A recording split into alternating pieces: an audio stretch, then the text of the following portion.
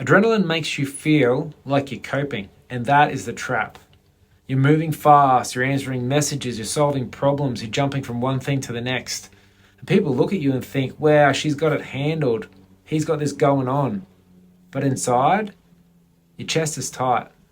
Your brain is noisy. You're short with people that you actually care about. And by the time you get home, your body is still acting like something is chasing you. That is not leadership rhythm. That's survival chemistry.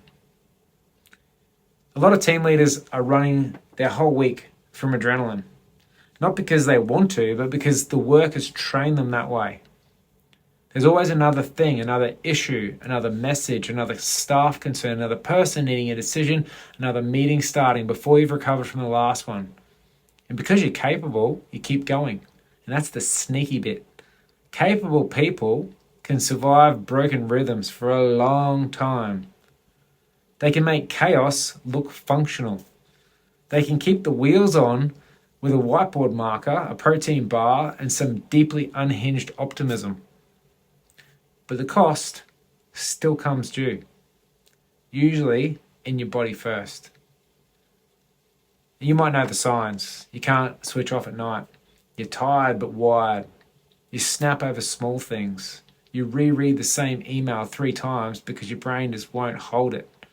You feel irritated when someone asks a reasonable question because it lands on top of 17 other things. You walk into a room and forget why you're there. You wake up already bracing for the day. And that's not you being dramatic. That's a nervous system that hasn't had a proper reset in ages.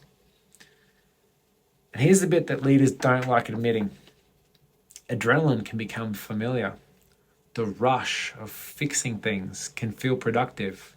The urgency can make you feel needed. The pressure can trick you into thinking this is just what leadership is. It's not true. That's just what unsupported leadership feels like. The problem with leading from adrenaline is that everything starts to look urgent. Your thinking gets narrower. Your listening gets worse. Your patience gets thinner. You start making decisions just to get things off your plate. You become reactive even when you're trying to be strategic, and your team feels it. Even if you don't say anything, they feel the rushed energy. They feel the tightness. They feel when you're physically there, but mentally already 3 problems ahead. Then the whole team speeds up. People bring things faster. They panic sooner. They interrupt more. The leader's rhythm becomes the team's rhythm. And that's the bit that we have to take seriously. Because if you lead from adrenaline, the team starts learning adrenaline too. Now, I'm not saying adrenaline is always bad. Sometimes you need it. In a real crisis, your body kicks in for a reason. You move quickly, you make a call, you respond. That's useful. The problem is when your body can't tell the difference between a genuine crisis and a messy calendar, a serious escalation and a late report, a safety issue and a quick question, a hard conversation and an inbox notification. If your system is always switched on, everything gets treated like a threat. And that's when leadership gets messy. Stable leadership's not slow. It's not passive. It's not sitting around pretending nothing is urgent. Stable leadership means that you can tell the difference. You know what needs a fast response, and you know what needs a proper rhythm. You know what can wait, and you stop letting every wobble hijack your whole body. And this is where rhythms matter, because you don't calm an adrenaline-led week with a motivational quote. You calm it with structure that your body can trust. A morning anchor before you open the floodgates. A weekly reset so you're not surprised by predictable pressure.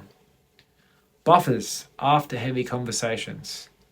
Clear escalation pathways so that every issue doesn't hit your nervous system first. A shutdown rhythm at the end of the day so that your brain knows work is actually finished. Not fake finished, actually finished. Now, it doesn't mean everything's done. Let's be real, everything is never done. It means that the day has been closed properly. You know what's handled, you know what's parked, you know what needs attention tomorrow. And that's how you stop carrying the whole week into your evening. So here's a simple place to start. Use a 90-second pause before you respond. When something lands and you feel the adrenaline spike, don't move straight away unless it's genuinely urgent. Pause and ask yourself 3 questions. Is this actually urgent? Is this mine to solve? And where should this live? And those 3 questions can save your whole afternoon. Because sometimes the answer is, yes, this is urgent, I need to act now. Other times the answer is, this matters, but it belongs in our next check-in. Or this person needs to come back with a clearer ask. Or this is a pattern that we need to fix in the team rhythm, not another one-off rescue mission from me. That pause was not avoidance, it's leadership. It puts your thinking back in charge before your adrenaline grabs the steering wheel. So adrenaline is useful for emergencies. It's terrible for ordinary leadership. If every day feels like an emergency, your team doesn't need a braver version of you. They need a calmer rhythm around the work. And so do you. Inside the Leadership Lab, we help team leaders stop running their week from fumes, panic, and constant reaction. We start by building simple rhythms, daily anchors, weekly resets, clear buffers, better escalation, a calmer way to lead when the pressure is real. So if you want the details, the link is in the pinned comment. And if you've been calling it just being busy, when your body knows it's more than that, this is your nudge. You don't need to push harder. You need a rhythm that lets you lead without living on adrenaline.